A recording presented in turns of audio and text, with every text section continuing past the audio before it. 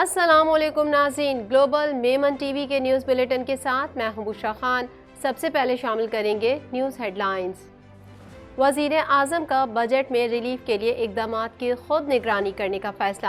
Budget میں relief کے لیے تجاویز تیار کرنے کی ہدایت۔ وزیر اعظم نے بجٹ میں ریلیف کے لیے وزیر دفاع کی سربراہی میں کمیٹی قائم کر دی۔ Supreme court review of judgments and orders act 2023 قانون بن گیا۔ ایکٹ کا دائرہ کار اس قانون کے بننے سے پہلے کے فیصلوں پر بھی ہوگا۔ نظر ثانی درخواست کی سماعت لارجر بینچ کرے گا۔ ملکی معیشت مستحکم کرنے کے لیے کوشاں ہیں۔ وزیر خزانہ اسحاق ڈار کا کہنا ہے کہ اسلامک بینکنگ کے لیے مؤثر اقدامات کر رہے ہیں۔ وزیر خزانہ IMF معاہدے کے حوالے سے حکومتی ناکامی کے سوال پر طیش میں آ گئے۔ نواز شریف نے عالمی دباؤ کے باوجود پاکستان کو ایٹمی قوت بنایا۔ مریم نواز کا لبرٹی چوک لاہور پر یوم تکبیر کی تقریب سے خطاب۔ مریم نواز کا کہنا تھا کہ کوئی اور نواز شریف کی جگہ وزیر اعظم ہوتا تو وہ ایٹمی دھماکے نہ کرتا۔ PTI کے سینیٹرز کی جانب سے 9 مئی پر مذمتی قرارداد سینیٹ میں جمع۔ قرارداد میں کہا گیا ہے کہ عسکری اور تاریخی عمارتوں پر حملوں کی شدید مذمت کرتے ہیں۔ ایوان 9 مئی کو ہونے والے واقعات کی مذمت کرتا ہے۔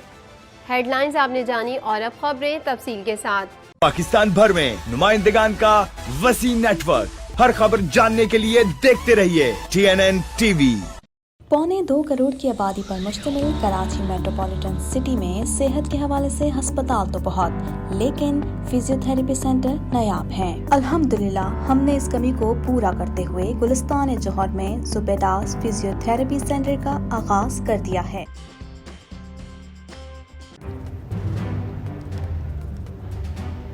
Islamic Finance TV, the only TV channel of the fastest growing Islamic economy in the world and the prime mover of Islamic finance news.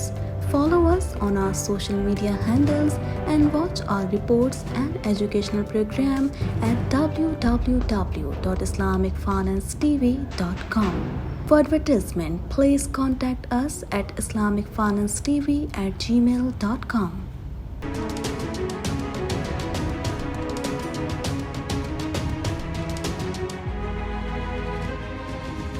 وزیر اعظم شہباز شریف نے بجٹ میں ریلیف کے لیے تمام اقدامات کی خود نگرانی کرنے کا فیصلہ کیا ہے۔ مزید جانتے ہیں اس رپورٹ میں۔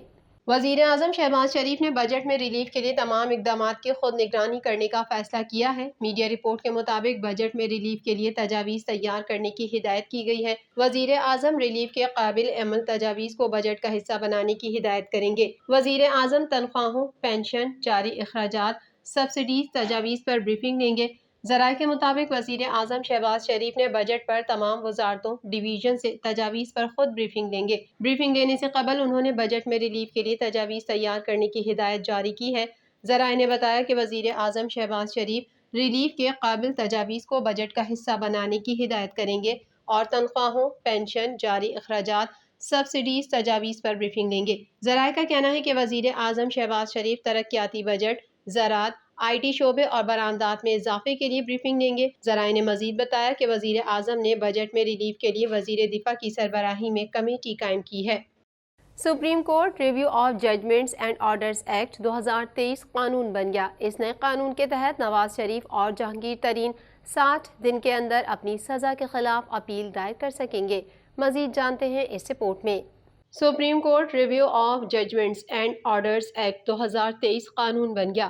اس نئے قانون کے تحت نواز شریف اور جہانگیر ترین 60 دن کے اندر اپنی سزا کے خلاف اپیل دائر کر سکیں گے۔ ایکٹ کے تحت 184(3) کے فیصلے کے خلاف 60 روز کے اندر اپیل دائر کی جا سکے گی۔ Supreme court attorney general Pakistan نے ریویو آف ججمنٹ ایکٹ 2023 کی کاپی اور نوٹیفیکیشن سپریم کورٹ میں جمع کروا دیا۔ یہ قانون جمعے سے نافذ ہوگا۔ ایکٹ کے تحت نظر ثانی درخواست کی سماعت لارجر بینچ کرے گا۔ لارجر بینچ میں ججز کی تعداد مرکزی کیس کا فیصلہ سنانے والے ججز سے زیادہ ہوگی۔ آرٹیکل 184 کے تحت مقدمات کی نظر ثانی درخواستوں میں سپریم کورٹ اپیل کی طرز پر سماعت کرے گی۔ ایکٹ کا دائرہ کار اس قانون کے بننے سے پہلے کے فیصلوں پر بھی ہوگا۔ ایکٹ کا دائرہ کار سپریم کورٹ اور ہائی کورٹس کے فیصلے اور رولز پر بھی ہوگا۔ ایکٹ نافذ ہونے کے بعد نواز شریف اور جہانگیر ترین بھی ایکٹ سے فائدہ اٹھا سکیں گے۔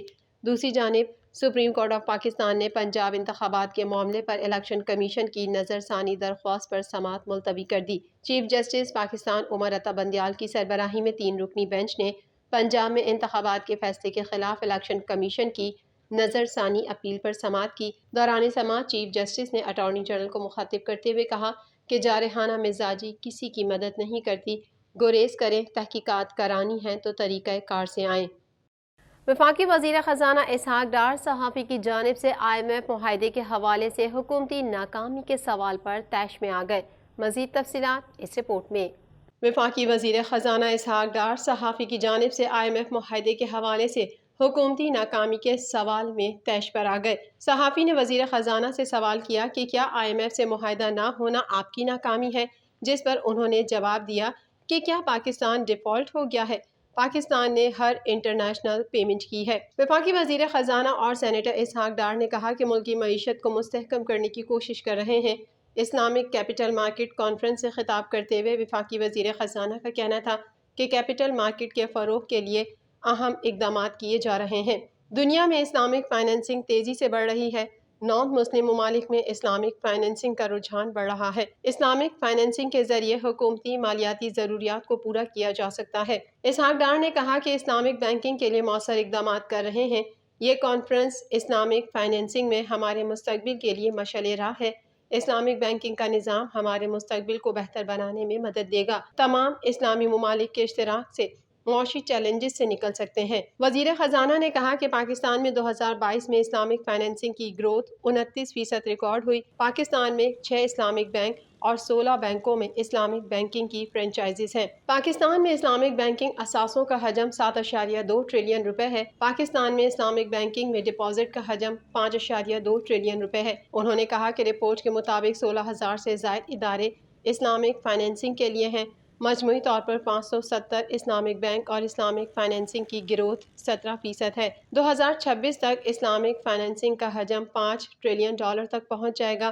پاکستان میں اسلامک فائنینس کا حجم $42 ارب ہے۔ بعد ازاں صحافی نے پوچھا کہ آپ کو پہلی بار مشکل معاشی حالات ملے اور آپ معیشت سنبھال نہیں پا رہے، جس پر اسحاق ڈار نے جواب دیا کہ آپ نے جو فیصلہ دینا ہے دے دیں، میں بعد میں دیکھ لوں گا۔ بعد ازاں وزیر خزانہ اسحاق ڈار نے نئے بجٹ، IMF سے متعلق اور مفتاح اسماعیل کے بیان کے حوالوں سے سوالوں کا جواب دینے سے گریز کیا اور گاڑی میں روانہ ہو گئے۔ پاکستان مسلم لیگ نون کی چیف آرگنائزر مریم نواز نے کہا ہے کہ نواز شریف نے پاکستان کو 1998 میں ایٹمی قوت بنا کر اس کا دفاع ناقابل تسخیر بنایا۔ مزید احوال اس رپورٹ میں۔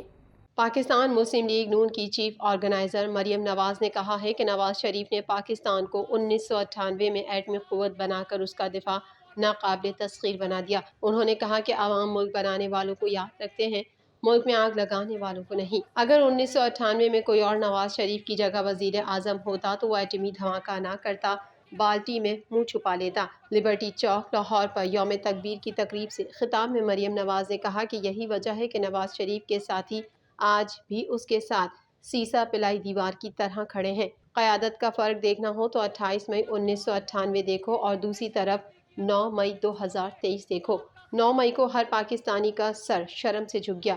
مریم نواز نے یہ بھی کہا کہ ایٹمی اثاثوں کی حفاظت کرنے والی پاک فوج کو اور متحد ہو کر مشکلات کا سامنا کرنے والی قوم کو سلام پیش کرتی ہوں۔ ان کا کہنا تھا کہ 1998 میں نواز شریف نے پوری دنیا کا دباؤ جھیلا، امریکی صدر بل کلنٹن نے پابندیوں سے ڈرایا، نواز شریف نے پابندیوں کا مقابلہ کیا، عالمی دباؤ کے باوجود پاکستان کو ایٹمی قوت بنایا۔ دوران تقریب مریم نواز نے نعرہ تکبیر لگوائے اور شرکاء کو 25ویں یوم تکبیر کی مبارکباد پیش کی، ساتھ ہی پاکستانی سائنسدانوں اور انجینئرز کو سلام پیش کیا۔ نون لیگی چیف آرگنائزر نے کہا کہ بھارت نے ایٹمی دھماکے کیے تو نواز شریف باکو کے دورے پر تھے، وہاں انہیں بتایا گیا تو انہوں نے فوراً پاکستان فون کیا اور پوچھا پاکستان کو ایٹمی جواب دینے کے لیے کتنے دن درکار ہیں۔ نواز شریف کو بتایا گیا کہ 17 دن درکار ہیں۔ انہوں نے کہا کہ اس دورانیے میں پوری دنیا نے حکومت پاکستان سے کہا کہ دھماکے نہ کرنا، تاریخ گواہ ہے۔ 17 دن بعد اس وقت کے وزیر اعظم نے چاغی میں ایٹمی دھماکے کیے۔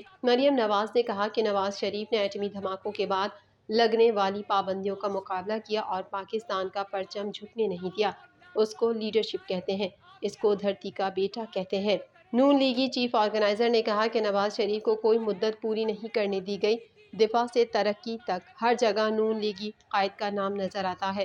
نواز شریف دور کے ترقیاتی منصوبے نکال دو تو ملک میں صرف کھنڈرات بچتے ہیں۔ انہوں نے کہا کہ اس کے مقابلے میں گیدڑ کو دیکھو، جس پر مشکل وقت آیا تو اس نے امریکہ کے پاؤں پکڑ لیے، لوگوں کو کہتا رہا امریکی سازش ہو گئی، ہم غلامی نہیں حقیقی آزادی چاہتے ہیں۔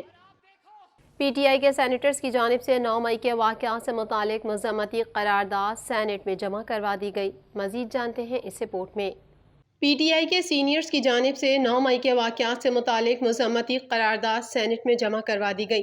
قرارداد میں کہا گیا ہے کہ عسکری اور تاریخی عمارتوں پر حملوں کی شدید مذمت کرتے ہیں۔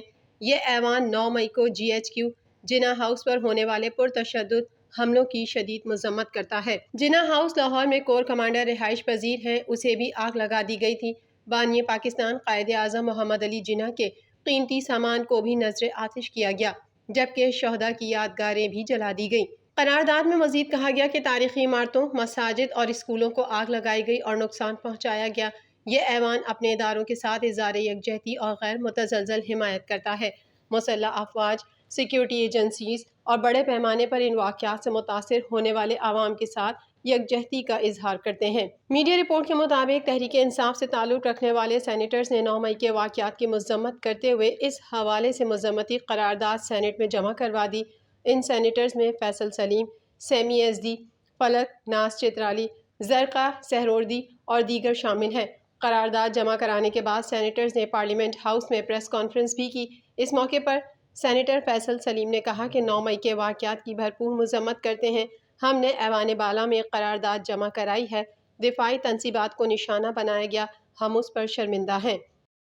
گلوبل میمن ٹی وی کے نیوز بلیٹن میں فی الحال اتنا ہی۔ مزید خبروں اور اپڈیٹس کے لیے دیکھتے رہیے گلوبل میمن ٹی وی۔